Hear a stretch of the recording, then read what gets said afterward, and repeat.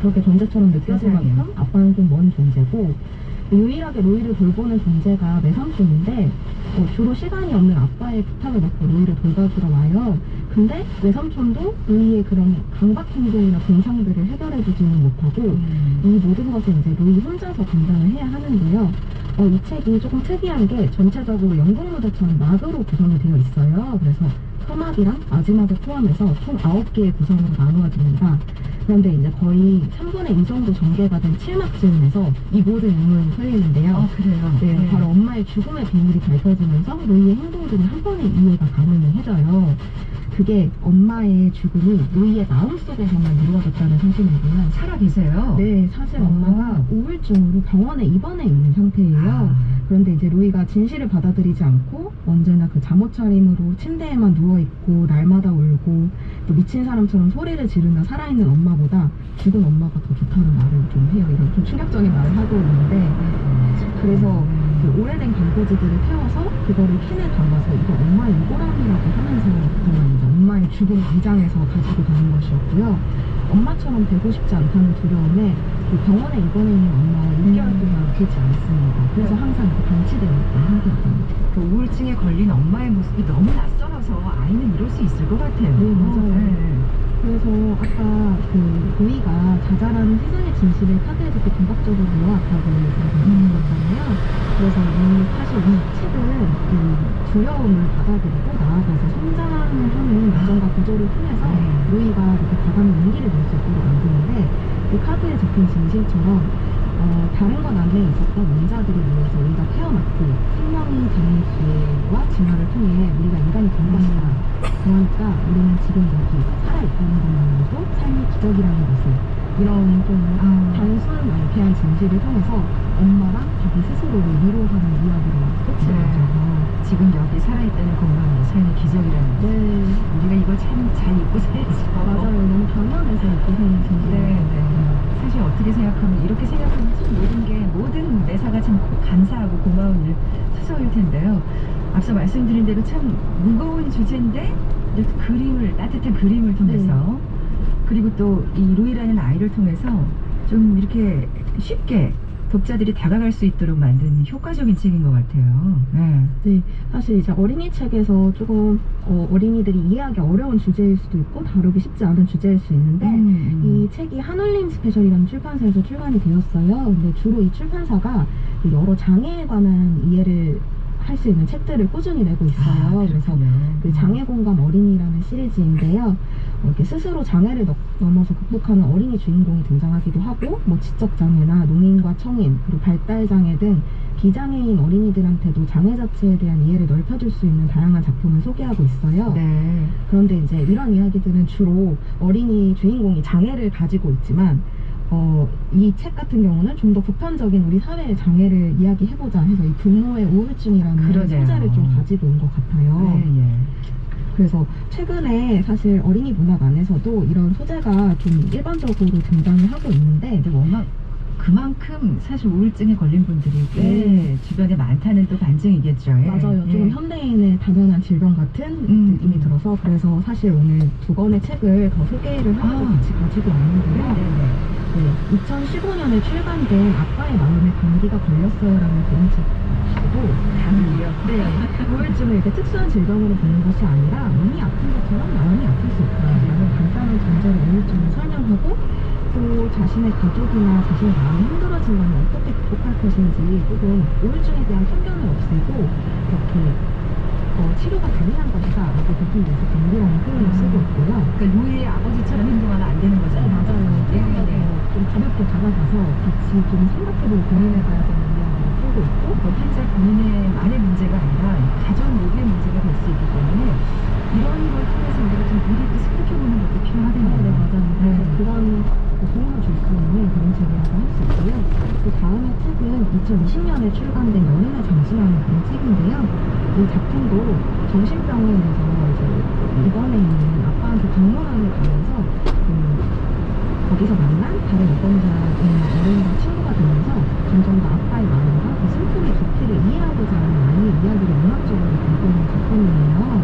다들 부모님이 아프신 거네요. 네, 맞아요. 그래서 가족의 정신질환이라는 주제로 좀 정면으로 나와서 높은 평가를 현지에서 받기도 했고, 그림도 굉장히 인상적이고 아름다워서 좀 보시면 좋을 것 같아요.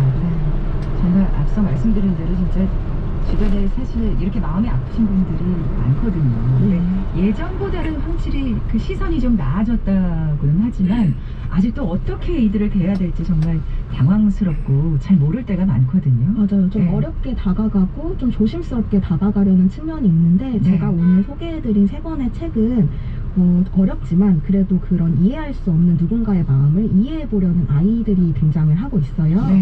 그래서 누구나 아플 수 있고 슬플 수 있다는 걸 좀 이해하게끔 그런 매개가 되는 이야기들인데요. 사실 이런 노력만으로도 충분하다는 걸 말하는 것이고, 이제는 이렇게 바라보는 그런 아이 같은 존재의 노력 외에도 또 주변인으로서도 아까 말씀하신 듯이 우리가 할 수 있는 다양한 노력에 대한 이야기가 좀 새롭게 필요하지 않을까 생각을 했거든요. 그리고 고통의 순간에서 사실 삶의 즐거움과 아름다움을 발견해서 의미를 좀 전달할 수 있는 것은 아무래도 문학과 예술이 줄 수 있는 도움이라고 생각을 해요. 큰 또 역할이죠. 그래서 어린이들뿐만 아니라 어른에게도 용기와 희망과 이름을 전해줄 수 있는 책들이라고 생각을 합니다. 지금 보니까 뭐 이게 다 유럽 책들이에요. 개인기에 독일과 스웨덴. 이런 책들이 우리나라에서도 좀 관심을 갖고 나와줬으면, 우리나라 작가들도 써줬으면 하는 또 바람도 갖게 되고요. 또 이제 그림을 통해서 이런 무거운 주제를 접하다 보니까 조금은 쉽게 편하게 이해하고 다가갈 수 있지 않을까. 그래서 또 이 책들이 가진 의미가 크다는 생각이 듭니다. 빙상 자비스가 쓰고 이퀄리티가 드린 숨을 찾는 아이 소개해드렸고요. 그 외에도 여름의 전수, 아까 나온 한국의 동화서로 함께했습니다. 책방 사춘기 유지연 대표와 함께한 동네 책방이었습니다. 고맙습니다. 감사합니다. 정용실의 뉴스 브런치 3월 31일 목요일 순서는 여기까지입니다. 끝으로 바깥에 비타민 띄워드리면서 물러갑니다. 내일부터는 반가운 정용실 아나운서의 목소리 들으실 수 있을 겁니다. 고맙습니다.